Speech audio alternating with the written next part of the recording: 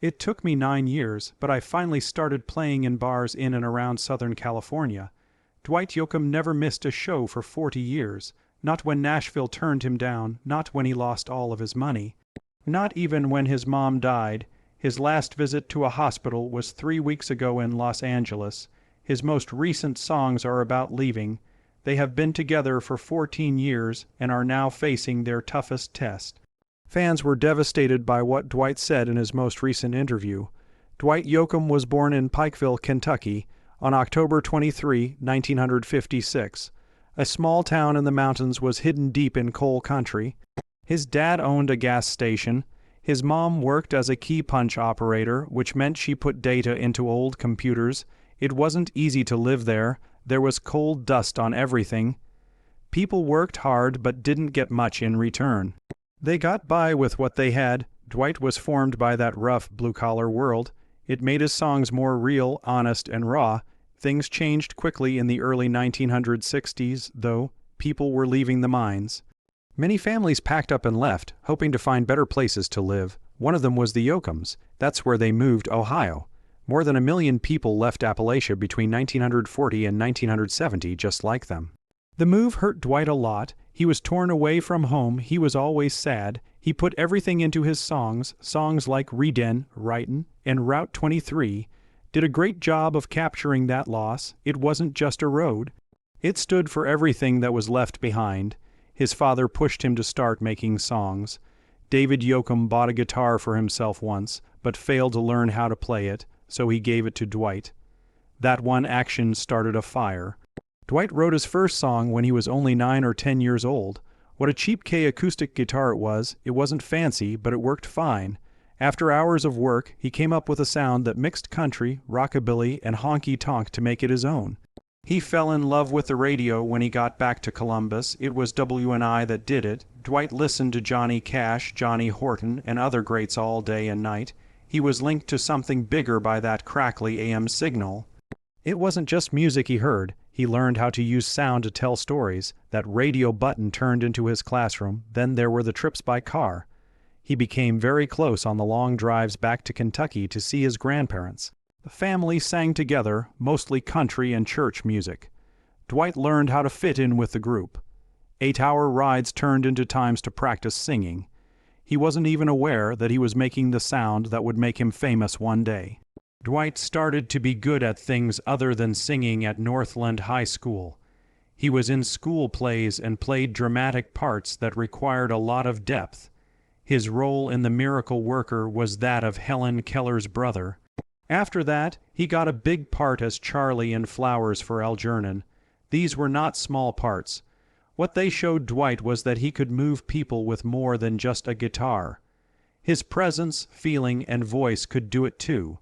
His peers will never forget those shows. He was tired of theater by his final year and wanted more. That's why he formed the Greaser Band. They only planned to do it for one talent show, but their energy made them famous in the area. All over Columbus, they played at private events. Even though it wasn't always easy, Dwight learned how to talk to people, read the room, and change. It wasn't just fun. It was also preparation for the years to come. Around the same time, he played drums in the school band. It worked out because his mom pushed him to do it. Drums taught him timing, beat, and how important it is to be able to work together well. Even when he moved to guitar and vocals, those instincts would be a big part of his sound. He never took that percussion field out of his songs. Dwight went to Ohio State University after finishing from high school in 1974. He didn't really want to do it, though. He quit school, got his things together, and went to Nashville. Dwight Yoakam came to Nashville in 1977 with big plans and an old guitar. That wasn't just another new person. His goal was to bring back the rough, emotional sound of old school country. He did show up, though, at the worst possible time. Nashville wasn't after the same thing. Everyone wanted shiny boots, smooth songs, and hits that could make it to pop radio. The music that Dwight made, which was influenced by greats like Buck Owens and Merle Haggard, sounded old. It wasn't cool anymore to play twangy guitars and tell sad stories in bars.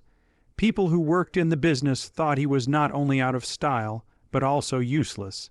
He was even told by a boss that he wasn't country enough for country radio. He kept thinking about that line. It was like being turned down by the family he wanted to join. Dwight didn't give up, though. He was sure he wouldn't fit in there. Then came a test at Operand, which was one of the worst times in his early career. In the late 1970s, getting a spot there was a big deal for country acts. It meant getting gigs and maybe even a record deal soon after. Dwight went and gave it his all, but he was only picked as a backup in case someone else dropped out. He wasn't even a real talent.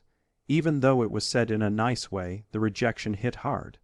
He came from far away, worked hard on his dream, and left home, only to be told he wasn't good enough for a theme park. He began to think that maybe he had erred. He saw that Nashville wasn't made for artists like him. It was a place for writers and singers of hits, but he wasn't ready to give up yet. He felt fired up after being turned down.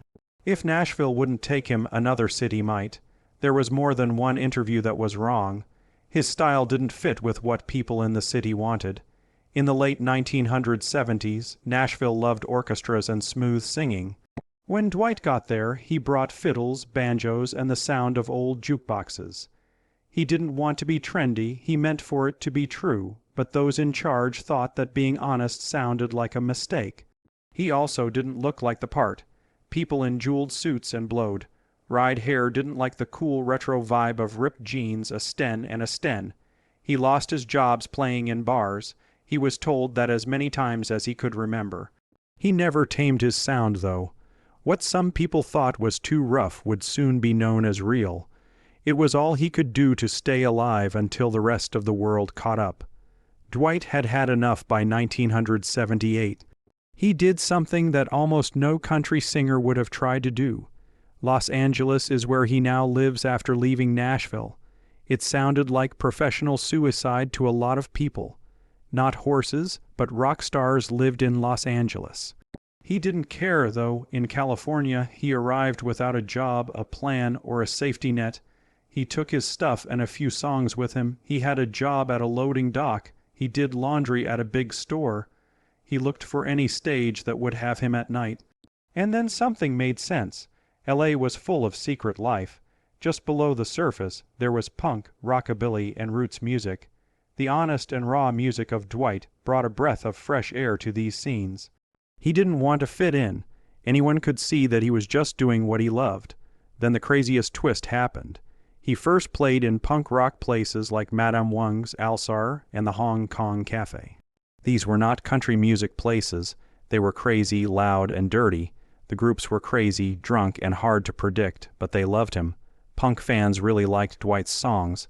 It didn't bother them that he had a twang. They wanted him to sing from the heart. He played with bands like X, Loss, and the Blasters on the same nights. There are times when even the Butthole Surfers, strangers were all over the scene, and Dwight was a good fit. Cowpunk is a new genre that he helped start. It's a mix of punk energy and country stories. He had found his group right then. They didn't know they were going to change country music forever when they met for the first time in Los Angeles in 1982. After coming through Ohio, Dwight had just arrived from Kentucky. He brought a guitar, a few songs, and not much else. To make money, he played cover songs in bars. Pete, who was 9 years older and from Detroit, loved Southern music and played the guitar with a lot of soul. He had to play with someone. Somebody had to believe in Dwight. Both of them got lucky. Pete thought of himself as a song doctor. That was not all he did. He fixed songs, made them better, and got them to work. It was hard to follow Dwight's crazy, busy, and messy plans. Pete gave it shape, style, and a sound. He even let Dwight sleep in his laundry room when he had nowhere else to go. It began as a friendly deal that turned into one of the most important ties in modern country music. Pete made almost all of Dwight Yoakam's albums for almost 20 years. He played guitar on all of them and helped create the sharp, twangy sound that became Dwight's trademark. They put together an old-school Bakersfield sound with a rough rock edge. Pete later said that apart, there's not much there, that magic isn't there. After only 2 years, in 1984, Dwight did something that could have stopped everything. Because no big label was interested, he borrowed $5,000, some of it from a drummer's fully charged credit card, and put out an EP on a small label called Oak Records. He named them things like Guitars, Cadillacs, and so on. People in Nashville had given up on him, too rough, too old, and too low country, but Dwight wasn't trying to get acceptance. His only goal was to get his songs heard. It was the strangest place where that EP caught fire. In Los Angeles, punk clubs, rock venues, and crowds that had never heard a country record before all of a sudden couldn't get enough. Dwight played with bands like the Blasters and Lost Lobos, and his music fit right in. The EP was gone. As word got around, Warner Brothers soon called. Warner's Reprise Records signed him in 1986 and re-released the EP as a full-length debut. Only 4 new songs were added. Everything else stayed the same. That didn't happen back then, but Dwight's brand of country music, sharp, honest, alive, was already popular. It went straight to the top of the Billboard Top Country Albums list. It stayed there for 3 years and sold more than 2 million copies, making it double platinum. That record had 3 big hits. Songs like It Won't Hurt, Honky Tonk Man, and Guitars Are Popular. That year, he was nominated for 2 Grammys and won the ACM Award for Best New Male Singer. But Dwight did something that would shake the business even before the album did well. His video for Honky Tonk Man was the first country music video ever shown on MTV in 1986. That was a huge deal. MTV played rock, pop, and early hip-hop at the time. There wasn't any country music there, but Dwight's video with his cowboy hat, boots, and cool stage personality made it stand out. It worked. In the US it got to number 3, and in Canada it went straight to number 1. A whole new group saw all of a sudden that country music could be cool, edgy, and real. His fame on MTV made it possible for artists like Shania Twain and Taylor Swift to get big. For kids who grew up with rock and pop, he made country music important. Dwight didn't wait for MTV to notice him, though. He got fans by playing rock clubs in Los Angeles when no one in Nashville would even look at him twice. It was a brave move. He played at places like the Roxy and with bands that weren't country. That's what made it work, though. His songs were catchy like rock shows, but they told stories like old-fashioned country music. People who had never heard of Merle Haggard or Buck Owens became totally hooked on them. For Dwight, the worlds that had been different were now coming together, and those fans showed up when his record finally came out. That plan for crossing over changed what country music could be. The big one came next. Guitars, Cadillacs, and Other Things made it to number 1. His next record, Hillbilly Deluxe, did the same thing. In 1987, and then Buenos Aires from a Room by Himself in 1988, 3 records, 3 number 1s in a row for someone Nashville had called a stranger that had never been done before. All 3 albums had more than 1 hit song. All 3 are now thought of as classics. Dwight made it clear that he wasn't following the crowd. He caused a stir, and just when things looked like they could not get any better, he did something that fans had only dreamed of. He got Buck Owens back. Before Dwight, Buck hadn't been on the charts in more than 15 years. He talked Buck into going back to the studio. They made Streets of Bakersfield together, and it went straight to number 1. It was a full circle moment for Dwight. Buck had shaped his sound. Now they were on the same level with a number 1 hit. It was the start of a full comeback for Buck. In 1988, that same year, Dwight put out I Sang Dixie. It was creepy and quiet, nothing like the polished hits on the radio. The song is about a Southern man who is dying on the street in Los Angeles. The only person who stops to help is the storyteller. He gets on his knees and sings Dixie to him. In 1989, the song became a number 1 hit. It was later named one of Rolling Stone's 40 best country songs of all time. Again, Dwight showed that country music wasn't just for dance. It Might Also Break Your Heart. Dwight kept going up as the 9s came in. His songs went to number 1 more than twice. He had 12 more top 10 hits. Songs like Ain't That Lonely Yet, Little Sister, and Please Please Baby. Each one made a name for himself as both a hitmaker and a narrator. It wasn't just safe songs that would play on the radio. He played both originals and covers, fast and slow, funny and sad. His fans stuck with him, and his music never got old. The business world finally caught up by the end of the decade. Dwight Yoakam got a Grammy in 1999 for the song Same Old Train, which was also sung by other artists. It wasn't just any song. Merle Haggard, Emmylou Harris, Travis Tritt, Patty Loveless, and other stars were on it. The award was his second. This one, though, meant something different.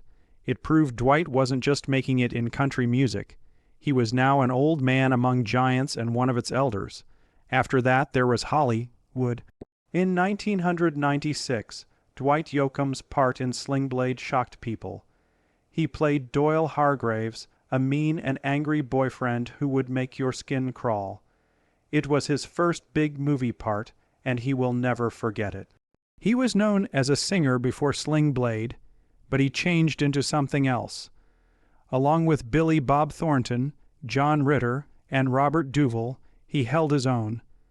The movie won an Oscar, and Yoakam and the rest of the company were nominated for a Screen Actors Guild Award for their work. It wasn't just one time. Yoakam later said that while shooting Sling Blade, he knew it would be something that would last. He was right. People saw him differently after that movie. He was no longer just a musician who dabbled in movies. He was a real performer. After that, the movie parts kept coming in and they were all over the place. He didn't just play one type of part.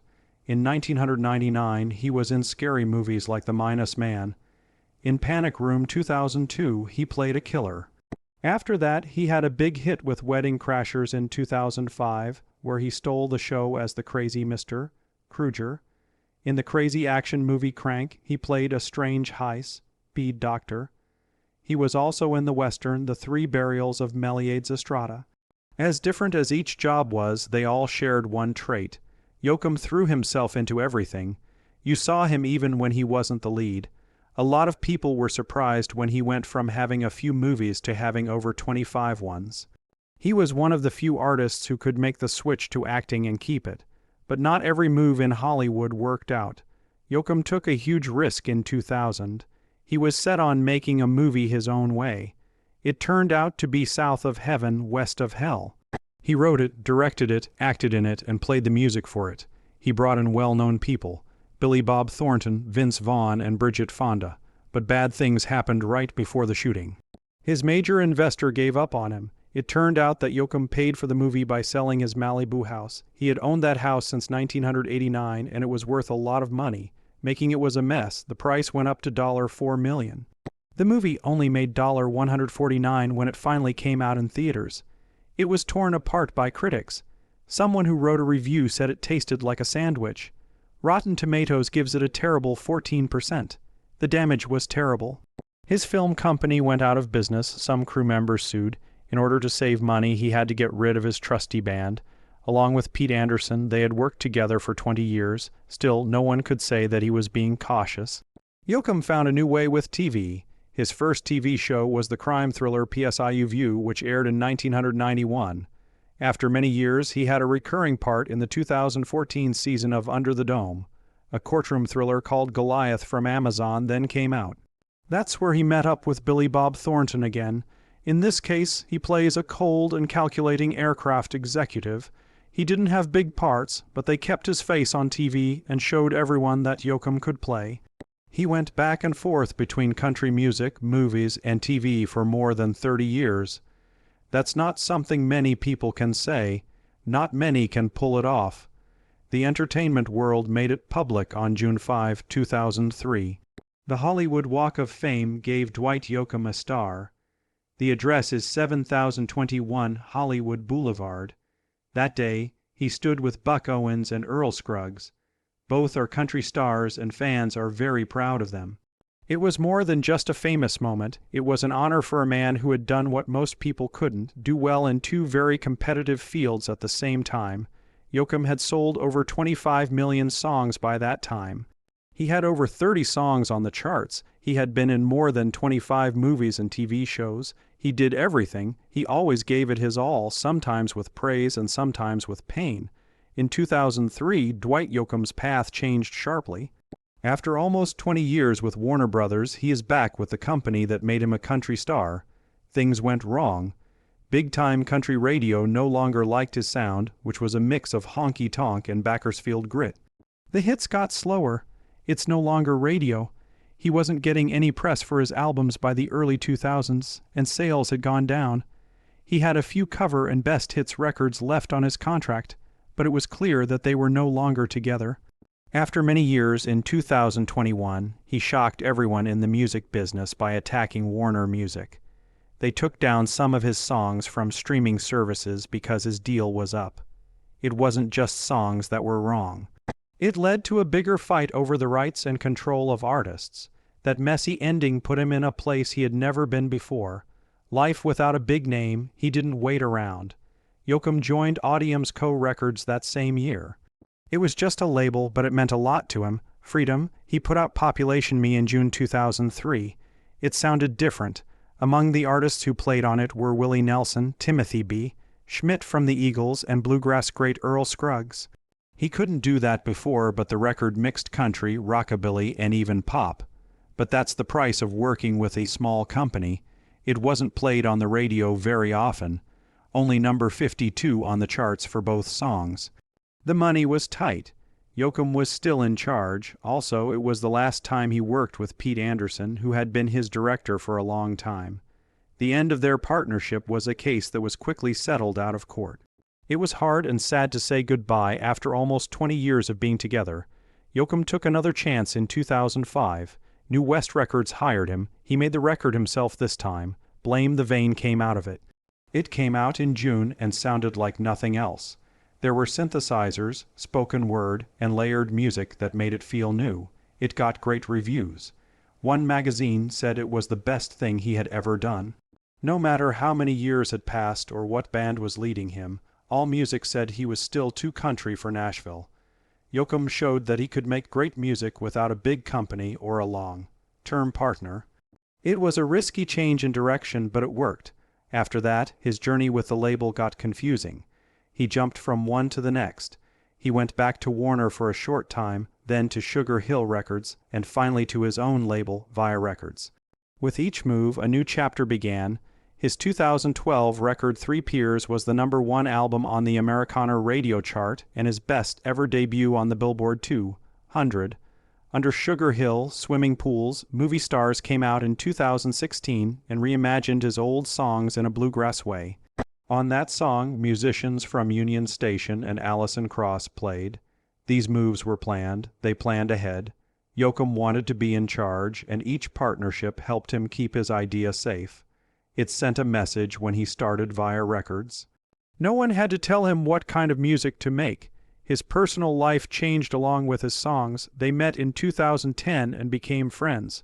This woman was a photographer from Omaha who went to Los Angeles to make art. They met in the artistic scene in the area. Emily wasn't trying to be famous. She worked on photography a lot, and in 2016 she had her own show called The Salon. She even did pictures for Yoakam's Sirius XM radio show, which had guests like Post Malone and Billy Bob Thornton. They were linked by art, not fame. That friendship slowly turned into a serious relationship. Nothing was rushed. From 2010 to 2016, they went on dates without anyone else knowing. A quiet, steady relationship with no red carpet drama or trouble in the news.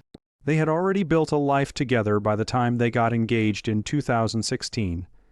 Yoakam built them a Spanish-style house in the Hollywood Hills where they lived. He used that house as a place to write Three Pairs. Even though Yoakam had dated famous actors before, this one was different. It had roots, was real, and lasted. Dwight and Emily got married at St. Monica Catholic Church in Santa Monica in March 2020, right before CO-19 lockdowns happened in California. The wedding was small, not more than 10 people. Everyone was disoriented, wearing masks and following strict rules. There was no news, no press, and not even friends knew until a long time later. Like the rest of their friendship, it was just between them. Tom Brady and other famous people got married at the same church, but Yoakam's wedding didn't make the news. What came next was even more shocking. The news wasn't made public until May 4, which is almost 2 months later. Dwight and Emily waited while most famous people rushed to post pictures and news. They said they put off making the news out of respect for the people who are sick with COVID-19 and the health workers who are working to fight it. They only put up 2 quiet pictures from the church when they finally did. The meaning was easy to understand. Love won out. That wasn't the only secret, though. She was expecting when they got married. They didn't tell anyone. After 5 months, on August 16, 2020, they had their first child, Dalton Lauren Yoakam. He was 63 years old. It was said that Emily was 36. After decades in the public eye, the news shocked fans. No one saw this coming. It was his first child. I saw a picture of them on the way to the hospital. Yoakam used lines from his song Waterfall to say, babies are born even during a pandemic lockdown. They shared it with quiet pride because it was a very personal moment. Dalton's name meant something. It was an honor for David Lauren Yoakam, Dwight's dad. It meant everything, that there was a link between the past and the future. Yoakam didn't plan to become a dad at age 63, but it changed him. It made him softer. It changed his music and gave his life a new meaning. Being a dad set off something. He put out a record in 2024 called Brighter Days. It had a different, more hopeful and sincere tone. The title track was inspired by a conversation I had with Dalton. His son told him one day, "Get your guitar." They made a song out of the music they played together. That small, innocent moment made Yoakam want to write. The album showed love, happiness, and growth. He looked into things this deeply before. Both critics and fans took notice. It wasn't just another record. It showed how much the man had changed. Next, a surprise that no one saw coming. Yoakam worked with Post Malone on the same record. Bang Bang Boom Boom's song I Don't Know How to Say Good by mixed old school country with current pop and hip-hop. Two artists who are decades apart in age and style made something very different. It worked. It wasn't just a trick. The song was new, and it helped Yoakam reach a younger crowd. The move showed that Dwight Yoakam wasn't done changing after 40 years in the business. He was still crossing lines, taking chances, and writing his own story the way he wanted to.